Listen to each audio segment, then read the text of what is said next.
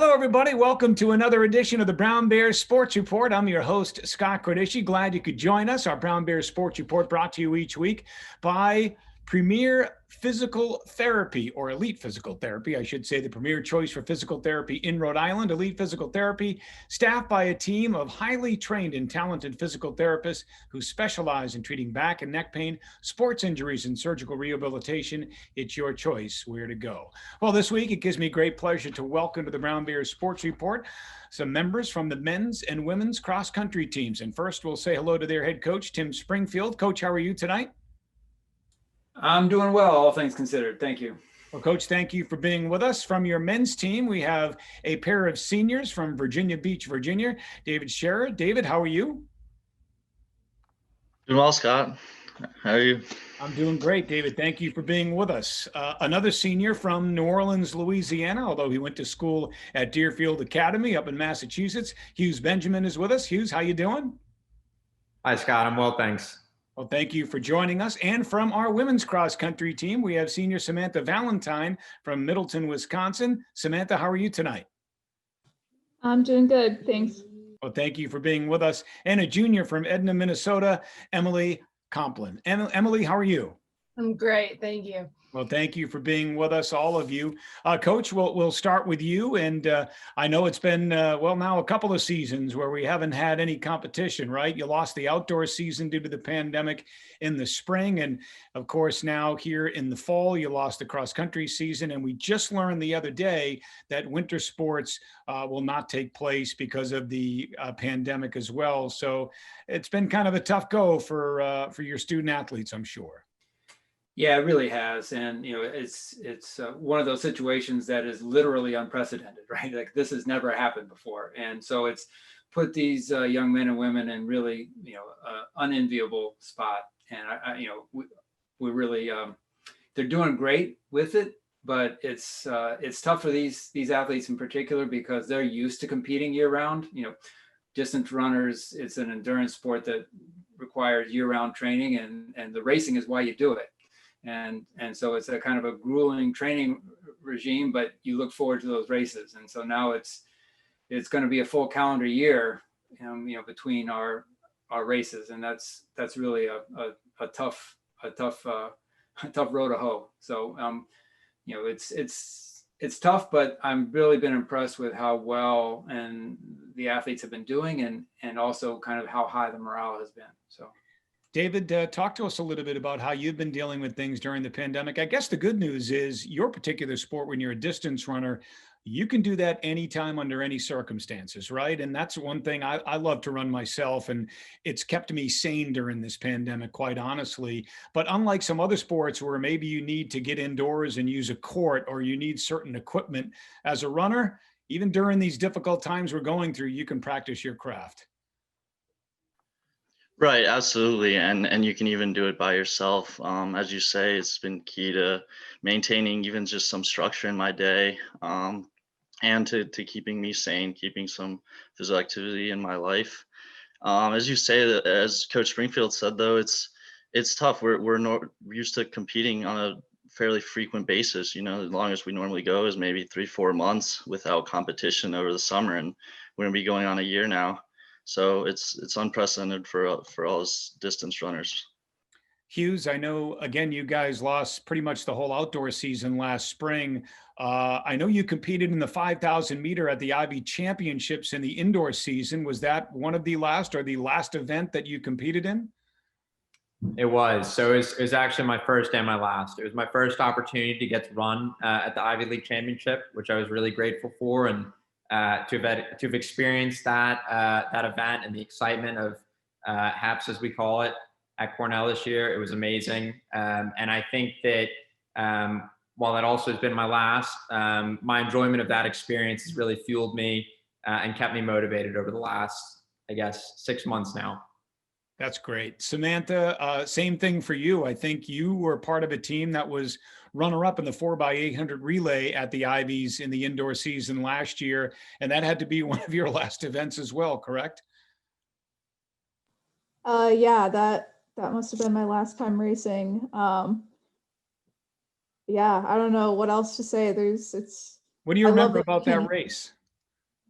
Um, I think like the team atmosphere is always just like super great at HEPS. Um, yeah, really like energizing environment and super fun. So definitely just like can't wait until we can get that kind of atmosphere back. I know you were second team all Ivy in cross country last year. Do you have a preference in terms of, do you like cross country and the cross country, courses, or do you like distance running, indoor, outdoor track? What's your preference? Which season do you enjoy the most? Recently, I started steepling my sophomore year. So I think right now outdoor would have to be my favorite, but it definitely changes. Like whichever season I'm in is my favorite at the moment. Emily, talking about steeple, I know you suffered a foot injury doing the steeple a couple of years ago, and then you had a knee injury after that. So you've missed some time. I'm sure you're itching to get back to competition, are you not? Yeah, it's been a really long time, but I'm just really grateful to be running again. And honestly, I think it's helped me stay sane throughout this entire period, because not running last year was a lot more tough than quarantine for me this year. So And it's too bad that we're not competing right now, because coach says you're in fantastic shape right now, right? So you're ready to go. thank you, Tim. Yes, I'm very excited for when we get a chance. Well, Tim, Samantha and Emily are two Midwest girls, and you're very familiar with that area, are you not? You coached in the Midwest at St. Thomas and Wisconsin. Is that an area that you've also recruited heavily in your time as head coach here at Brown? Yeah, actually, I have a fondness for those Midwestern kids, having lived out there for almost 20 years and coached out there. So, and one of the things that we try to do too is kind of as a general strategy is sometimes find athletes who aren't necessarily thinking Ivy League, but have the academic credentials and we could present to them, hey, this is a pretty unique experience we offer at Brown and in the Ivy League, and kind of find those athletes that weren't necessarily looking Ivy League initially. And kind of sharing with them what the experience is that we offer here. Now, you yourself were also a cross-country All-American at the University of Virginia when you ran competitively. And David is from Virginia Beach, Virginia. Again, is that another area that you're familiar with from your college days? Well, I definitely am familiar with Virginia, although it was so long ago. There's a lot of high schools that didn't exist when I ran. So it's not as familiar as I thought it was. But yeah, no, I like to talk to athletes who may not be from that kind of traditional Northeast corridor that is heavily interested in the Ivy League, and see if we can find athletes that, again, might not know much about this experience and be really interested and excited when they do hear about it. David, your bio said that you were born in Madrid, Spain. When did you move to the United States? I moved over to the United States, to California, when I was about 4 years old. My dad's American, my mom's Spanish. My mom, they actually met while my mom was an exchange student here in the U.S., and so they've been back and forth between the two countries a little bit. Have you had a chance to go back and visit your native Spain? Yes, about every 2 years or so, we go back to see family for a month or so in the summer. Of course, who knows when that'll happen again. I asked that question because not this past summer, but the summer prior, I happened to visit Spain for 11 days. I went to Madrid, Barcelona, Valencia, and I have to tell you, it was the best trip I've ever taken. I absolutely loved it. Yeah, hoping to get back there soon for sure. Now, Hughes, you're from New Orleans, Louisiana, but you went to prep school at Deerfield Academy. How'd you wind up in Western Massachusetts from New Orleans? So I'd growing up, I was very close with two of my cousins, and they were a couple years older than me, and they both went to Deerfield Academy, and I'd gone up and visited them previously. And my mom showed me a brochure one day when I was in 8th grade. I saw the brochure, and it seemed really exciting to me. I went up and visited, saw all the snow, didn't know that it would get old at some point, and pulled the trigger and went on up there and really enjoyed it, and I'm very grateful for the experience. Like Brown, it's a great school and has a beautiful campus, doesn't it? Absolutely. So you set a personal best in the 3,000 meter at BU last year during the indoor season. What do you remember most about the last time you competed? I know we talked about the Ivy Championships, but what do you remember most about last indoor season when you were last out there competing with your teammates? Yeah, so I think last season it was a good season. I felt like I was plateauing a bit from where I was my freshman year, and that I'd run similar times in the 3K. So while I think maybe it was exciting, but also frustrating, to be honest, what I think I remember the most was the support of my coaches and them pushing me to keep kind of moving forward despite feeling like I was stuck in a bit of a rut performance-wise. So I was really grateful for them, and as I said previously, another example of something that's motivated me throughout this period. I asked Samantha the same question. I posed the same question to you. Do you have a preference? Cross country, indoor track, outdoor track? What's your preference? So I love cross country. I think it's a real pure sport, and that you're able to just be outside in the grass, running with people. But to be honest, I think I like track a little better in that we have a real diverse team, and being able to share the track with people of different backgrounds, but then also that do different events. It's a really special sport in that regard. So I would say track. Samantha, Coach talked a little bit about how he likes to recruit sometimes student athletes that aren't necessarily thinking Ivy League. Were you thinking Ivy League coming out of high school? And if so, or if not, what were some of the other schools that you were interested in or that were interested in you? And how did you wind up here at Brown? What made Brown the right fit for you? So I guess I would say I wasn't necessarily looking Ivy. Um, I was looking at a bunch of other small schools, a lot of D3 kind of. And then so kind of ended up just choosing between my local like big state school and here. Um, but what like attracted me to Brown the most was definitely like the open curriculum and the kind of academic freedom there, while also at a school that had really great athletics. So it was kind of the perfect fit. Emily, how about you? How'd you wind up here at Brown, and who are some of the other schools that were interested in you, or schools that maybe you were interested in yourself? Pretty much the same as Samantha. Wasn't really thinking Ivy League. I was almost 100% going to my state school, Minnesota, as well, and really wanted like the Big Ten running experience. But after visiting Brown, the team was really, really welcoming. I remember the first time I came here, they all gave me a hug and didn't even know who I was, and that had a lasting impact. And I've just continued to get that energy from Brown. So it was the right choice. David, you were second on the team at the Ivy Championships last year during cross country. What do you remember about that race?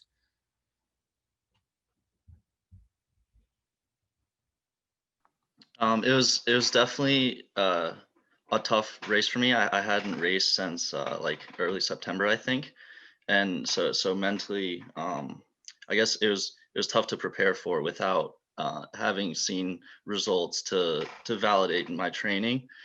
But I got out there on the course, and just it all came back just as it does with any cross country race, and got into a rhythm, and ended up climbing through the ranks pretty successfully, and making a solid finish out of it. Coach, I know this weekend was the final weekend of small group and individual workouts for all athletic teams on campus. Of course, in another week or so, they'll be going home for the Thanksgiving break and not returning until after winter break is over with. But what were you guys doing as a team in terms of workouts, weight room, things of that nature? With the cross country, as you mentioned before, they're pretty lucky in that they can, you can always run, but we had to be pretty careful with the structure of our practices so that we kept, them in stable groups, so that if there was an outbreak of COVID, it wouldn't go across the whole team. So we had small groups working. We kept them separate. We did our best to kind of respect COVID and maintain our social distancing and all of that. So it did change kind of the atmosphere.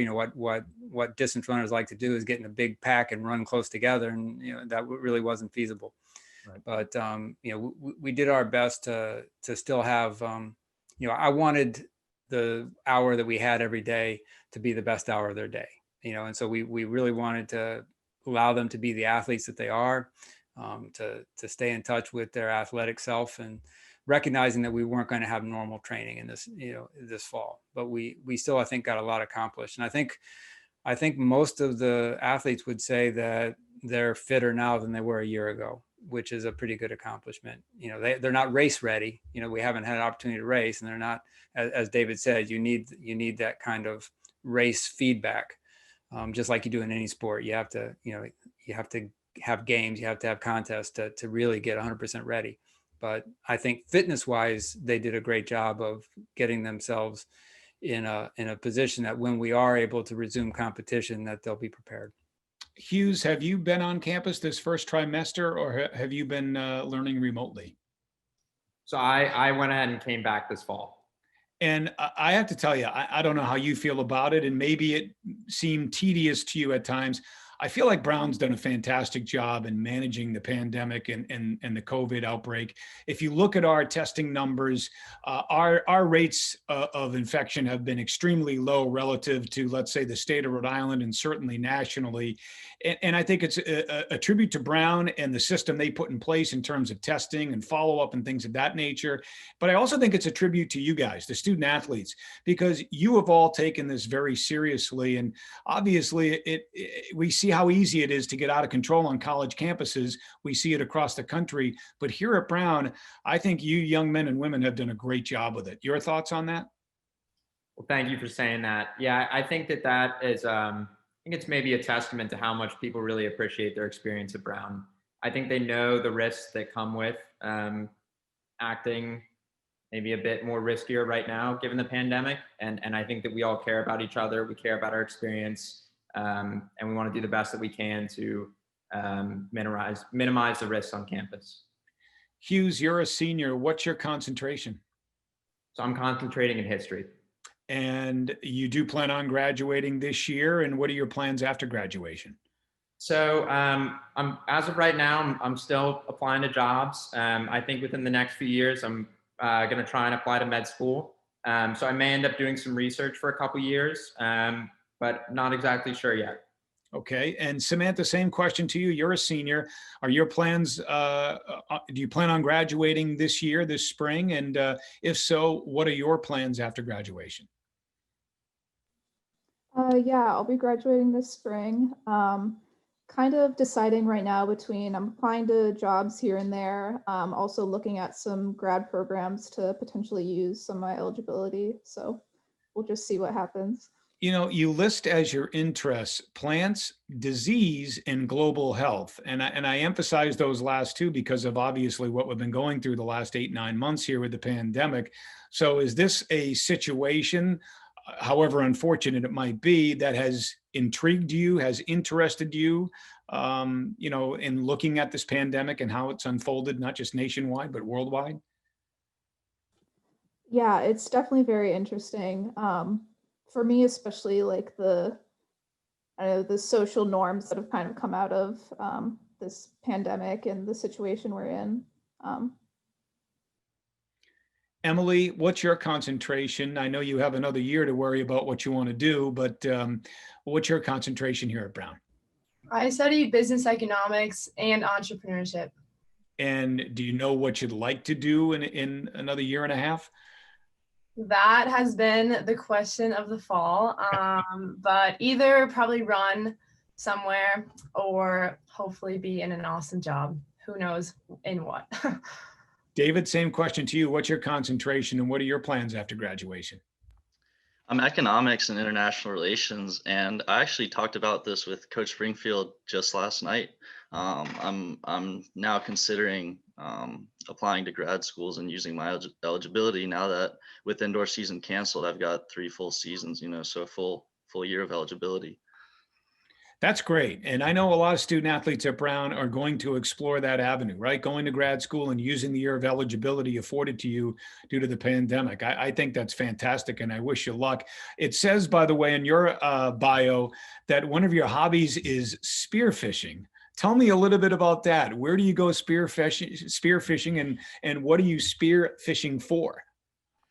I knew that one was coming. So I mean, summer's the one season I'm not in competition, right? So I have to find something else to do. But I've actually I grew up in Virginia Beach, like a 5-minute walk from the beach, and so it's spawned from that. But I've actually brought up to Brown with me and I go out in Newport, you can shore dive off the rocky shoreline. There's the bottom structure is incredible, and there's all kinds of fish and seaweeds and whatnot growing all over the rocks. And you can shoot fish within 50, 100 meters of the shore. So it sounds interesting, but it also sounds a little dangerous, is it not? A little bit, but we use a buddy system to so you always have someone watching you, and other precautions. You bring a dive flag with you so boats can spot you and whatnot. So well, that sounds really cool. Now, Hughes, you list fishing as one of your interests, along with golf, tennis, and squash. But I assume when we talk fishing, it's more the traditional type with you, Hughes. It is. It's certainly not as exciting as David's spearfishing, but he's been kind enough to take me out, and it's a lot of fun. So what do you like to do though when you're away from school and away from working out with your teammates? Do you like to go out and hit the golf course? Do you play tennis? If you weren't a runner, would you be playing another sport? I'd like to think so. I'm not sure if I have the athletic ability and the hand-eye coordination, but I'd like to think so. Most of my family's not runners. My sister, my mom, my dad. So sports like tennis, squash, golf, and then for my dad, fishing. They're real great ways for me to connect with them. So I love doing that outside of running. Now, is New Orleans still home for you, Hughes? It is. Have any of your teammates ever experienced breakfast beignets? I think some that have graduated, but none that are currently on the team. It may be the best and most sinful breakfast food I've ever had. I have to tell you that. They're really good. There's nothing worse than getting some powdered sugar up your nose when you breathe it in, you're having a beignet, but they're great. They are terrific. Well, Coach, obviously, again, we just talked earlier about how the fall season and winter season will not happen. I think the Ivy League will probably end up making a decision sometime after the first of the year, maybe in the month of February, about what happens in the spring. And obviously, these past few days, some encouraging news about a vaccine. So we can only hope that there will be a spring season. But what are you doing right now in terms of recruiting, in terms of, communicating with your student athletes and, trying to run a smooth ship during these, very difficult times and through these uncharted waters? Yeah, it's the hardest part is just the uncertainty, and it's hard for the athletes and it's hard for the coaches too. So, are we getting ready for a full outdoor season, or are we looking to next fall? And so in terms of planning and structuring training, I think it puts a premium for the coaches to be flexible and to be prepared and to think in different models. And so, we did wholly different types of training this summer and fall than we typically have because, we had to adapt to the uncertainty and adapt to the lack of competition. And, so it's challenging the coaches to think creatively in terms of the actual structure of training. But it also challenges the athletes to hang in there. And athletes are by nature tend to be really goal oriented, really focused on what that goal is and how do we get there. And it's tough when the goals are moving and we don't know exactly when and where that goal is going to happen. So it's been a challenge for us to kind of stay connected and on track in that environment. But I think the athletes have done really a great job doing that. It's just a continual challenge. From a recruiting standpoint, everything obviously is virtual, right? Recruiting via Zoom. Do you look forward to the day when you can get back on the road and go visit a student athlete in his or her home state and hometown?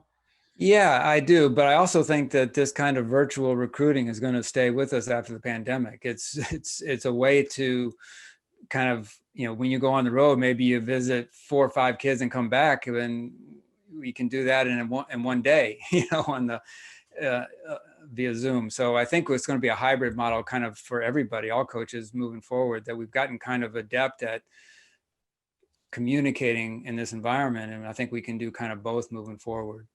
Tim, I would be remiss if I didn't congratulate you and all of the men, not only that are currently on your cross country and track and field teams, but the alumni as well. When the unfortunate news came out a few months ago that Brown was considering dropping the sport, I feel like that your community rallied like no other. and really fought to keep that sport here at Brown. And to their credit, that's exactly what happened. And Tim, we recently had the Bruno Gives Back Day, and track and field and cross country did a magnificent job of raising funds. It seems like that unfortunate news galvanized your base. I think it did. I think, I think our alumni have always been passionate, but I think having that reality presented to us really kind of, like you said, galvanized everybody and raised that passion kind of up to a new level. And that's, I wouldn't wish that experience again, but the one thing I will say is it has connected me and the team to these alumni who are tremendous. And, we just had a mentoring kickoff meeting via Zoom last week, and just to see all these alumni who are engaged and passionate and want to connect with our current student athletes and want to help, propel the program to the next level has been kind of really gratifying to me as a coach, and frankly, kind of humbling to me as a coach too, to see the outpouring of support and concern and care that the alumni have demonstrated. Emily, I thought it was fantastic too to see what you and your teammates did in showing the support for your male counterparts. I understand that the initial cuts did not affect your particular team, but you know what? You said we're all part of the same team, right? Men, women, we compete together, right? I mean, they're our brothers. I was very impressed with the outpouring of love from the women's cross country team and the women's track and field members. Yeah, I think there's a lot of emotion on the women's side too. Being in the OMAC all year, it's like full of energy, boys and girls alike. And so to have half of them gone would just be a huge bummer for everyone involved. So I'm super glad that everything worked out. Well, to all of you, congratulations. And thanks so much for joining us tonight on the Brown Bears Sports Report. I hope you're all safe. I hope you all have a great holiday season with your families and friends. And we look forward to seeing you back on campus after winter break. Thanks so much. Thanks, Scott. This has been a presentation of Learfield IMG College.